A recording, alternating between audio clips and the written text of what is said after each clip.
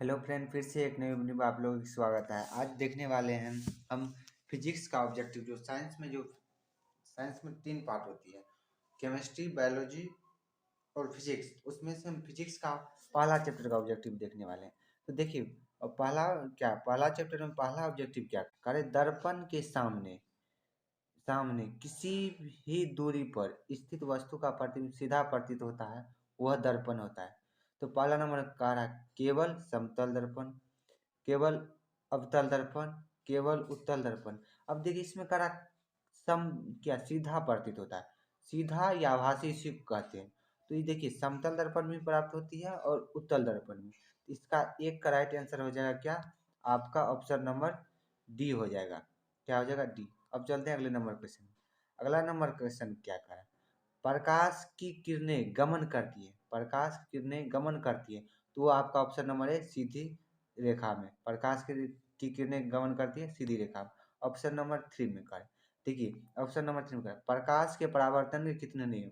ये important question है, आपको सब्जेक्टिव में भी ये इंपॉर्टेंट है इस बार के लिए। तो प्रकाश के जो परावर्तन बोले या अपवर्तन, उसका दो नियम होते हैं। क्या होते हैं, प्रकाश के परावर्तन के कितने नियम, दो होते हैं। अब चलते हैं अगला नंबर क्वेश्चन। अगला नंबर क्वेश्चन में क्या कहा है, परावर्तन के नियम से निर्धारित होता है। जो परावर्तन के नियम, जो दो नियम थे, उसमें करा निर्धारित करता है। तो आपको क्या हो जाएगा, आपतन कोण बराबर क्या होता है, परावर्तन। 4 का 1 नंबर क्वेश्चन करा है, परावर्तन के नियम तो आपतन कोण बराबर परावर्तन कोण। अब चलते हैं अगले नंबर क्वेश्चन। अगले नंबर क्वेश्चन क्या करा है वो देखिए। अगले नंबर क्वेश्चन करा प्रकाश तरंग का उदाहरण है। प्रकाश क्या है, तो प्रकाश एक विद्युत चुंबकीय तरंग। क्या है, प्रकाश एक विद्युत चुंबकीय तरंग है और प्रकाश एक प्रकार की एनर्जी है, ऊर्जा है। अब चलते हैं अगले नंबर क्वेश्चन। अगले नंबर क्वेश्चन करा, समतल दर्पण द्वारा बना प्रतिबिंब होता है। तभी जस्ट देखे थे, काल्पनिक या सीधा। यहाँ पर क्या उससे पहले सीधा दिया था। तो क्वेश्चन में था, इसका 6 का राइट आंसर हो जाएगा ऑप्शन नंबर बी। अब चलते हैं अगले नंबर क्वेश्चन। साथ में देखिए, समतल दर्पण की फोकस दूरी होती है। समतल दर्पण की फोकस दूरी क्या अनंत हो सकती है, कुछ भी हो सकती है, 2 4 5 10 अनंत तक होगा। इसमें अनंत दे दिया इसलिए। अब चलते हैं अगले नंबर क्वेश्चन। अब देखिए, समतल दर्पण में जो फोकस दूरी होगी, तो आपका क्या हो जाएगा, समतल दर्पण और अवतल दर्पण में फोकस दूरी ऋणात्मक होगी। क्या हो जाएगा, ऋणात्मक होगी।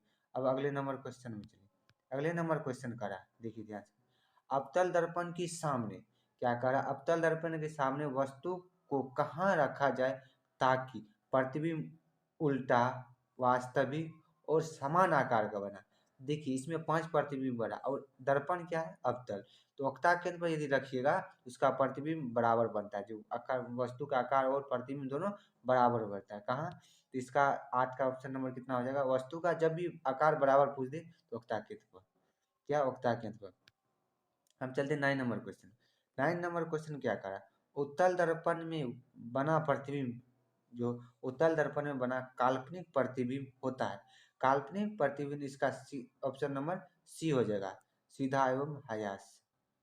अब चलते हैं अगले नंबर क्वेश्चन। अगला नंबर क्वेश्चन देखिए का, दर्पण का सूत्र होता है। क्या होता है, दर्पण का सूत्र। देखिए, 1 बराबर एफ बराबर 1 बटे वी प्लस 1 बटे यू होता है। अब देख लीजिए इसमें, तो अब देखिए एक ही नंबर मिल रहा है।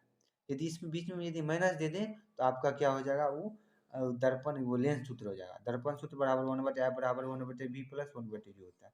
अब कह रहा है दाढ़ी बनाने के लिए। अब देखिए, कोई भी क्या वस्तु हो, किसी भी चीज़ को यदि हम बड़ा देखना है, वो आपका किस में हो जाएगा, तो अवतल क्या हो जाएगा, उसमें अवतल दर्पण हो जाएगा। तो वही करा, दाढ़ी बनाने के लिए कौन सा दर्पण का उपयोग हो जाता है।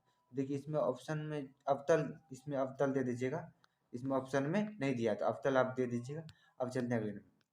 किस दर्पण का उपयोग पश्चिम दृश्य दर्पण के सामने रखे गए बीम की दूरी, पश्चिम दृश्य, तो आपका यदि पश्चिम मतलब पीछे देखने, क्या करा, पीछे देखने के लिए। अब किसी भी पीछे देखने के लिए पीछे, उत्तर, पश्चिम मतलब पीछे।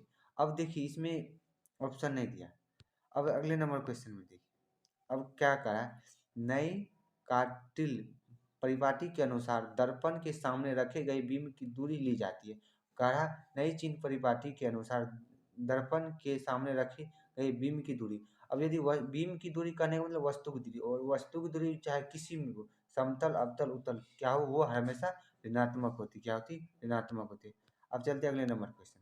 अगला नंबर क्वेश्चन क्या कर, कह रहा है किसी कार के अग्रदीप में प्रयुक्त दर्पण निम्नलिखित में से कौन, अग्रदीप मतलब आगे वाले, तो वो आपका अवतल दर्पण होता है। अग्रदीप कार आगे अग्रदीप मतलब आगे, अवतल दर्पण हो जाएगा। अब चलते हैं निम्न निम्न में से किस दर्पण की फोकस दूरी धनात्मक हो।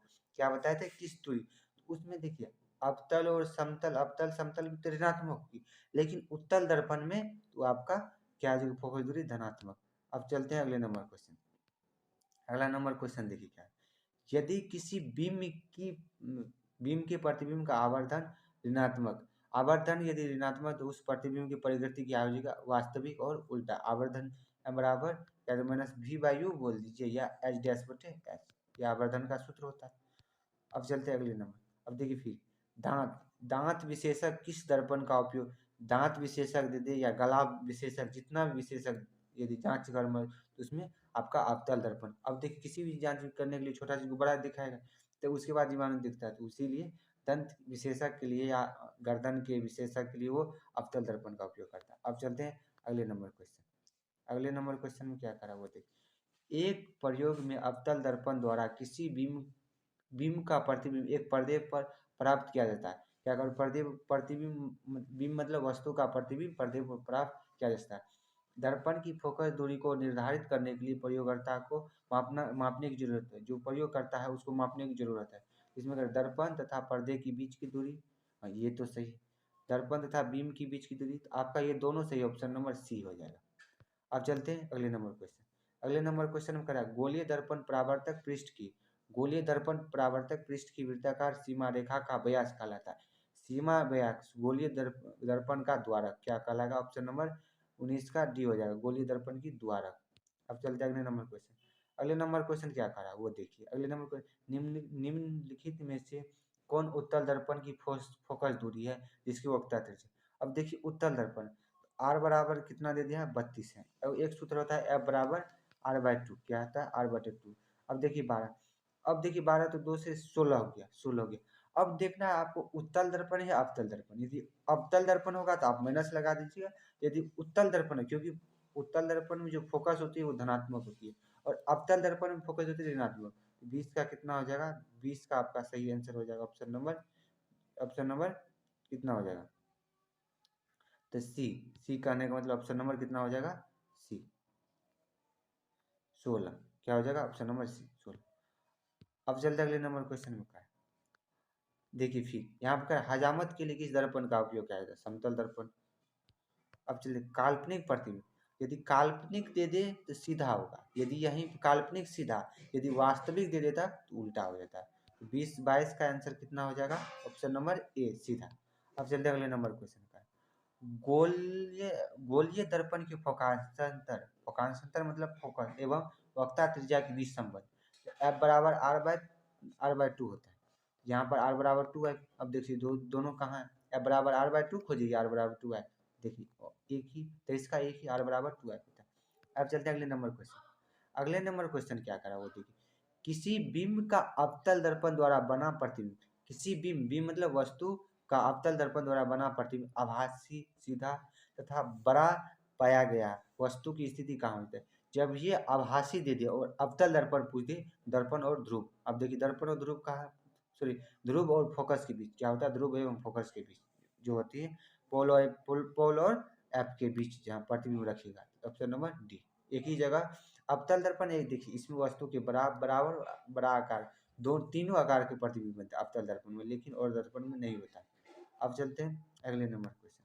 अब देख लिया अगला नंबर क्वेश्चन क्या करा वो देखिए, अगला नंबर क्वेश्चन करा किस दर्पण में दूर की वस्तु का प्रतिबिंब सदैव सीधा। देखिए पहले को नंबर क्वेश्चन या तो समतल या उत्तल, दोनों क्वेश्चन थोड़ा चेंजिंग। अब करा अवतल दर्पण की फोकस दूरी, अवतल दर्पण की फोकस दूरी क्या बोले थे, ऋणात्मक, अवतल दर्पण की फोकस दूरी ऋणात्मक। अब करा किस दर्पण से हमेशा वस्तु छोटा प्रतिबिंब प्राप्त होता है, किस दर्पण से हमेशा वस्तु छोटा, दर्पण करा तो हमेशा छोटा, वो आपका उत्तल दर्पण में उसका जो आकार होगा वो वस्तु से छोटा, उत्तल दर्पण। अब चलते हैं, अब करा मोटर गाड़ी चालक के सामने कौन सा दर्पण लगा रहता है, मोटर गाड़ी चालक के सामने, सामने कौन सा चालक, तो वो साइड मिरर रहती है साइड मिरर, इसको क्या कहते हैं, इसमें उत्तल दर्पण, क्या होता है उत्तल दर्पण। अब कह रहा गोलीय दर्पण की वक्ता त्रिज्या आर बराबर कितना दे दिया 20 सेंटीमीटर, आर बराबर 20 सेंटीमीटर, इसका फोकांतर। अब ये दर्पण फिक्स नहीं किया कौन दर्पण, अवतल दर्पण या उत्तल दर्पण। आर बराबर आप 10 दे दीजिएगा, आर बराबर 10 या -10 आप दोनों दे सकते हैं। इसमें दर्पण फिक्स नहीं, अवतल उत्तल कर देगा तब देखना है। अगले नंबर करें गोलीय दर्पण की फोकांतर एवं वक्ता त्रिज्या, ये सेम क्वेश्चन है। बराबर अभी जस्ट बताए थे, अब बराबर r/2 या r/2 ये हो गया। तो आज के लिए इतनी। यदि इस वीडियो से संबंधित आपको प्रॉब्लम है तो कमेंट कीजिएगा। आज के लिए इतनी, फिर मिलते हैं अगले वीडियो में। तब तक के लिए बाय बाय, टेक केयर, स्वस्थ रहिए, मस्त रहिए।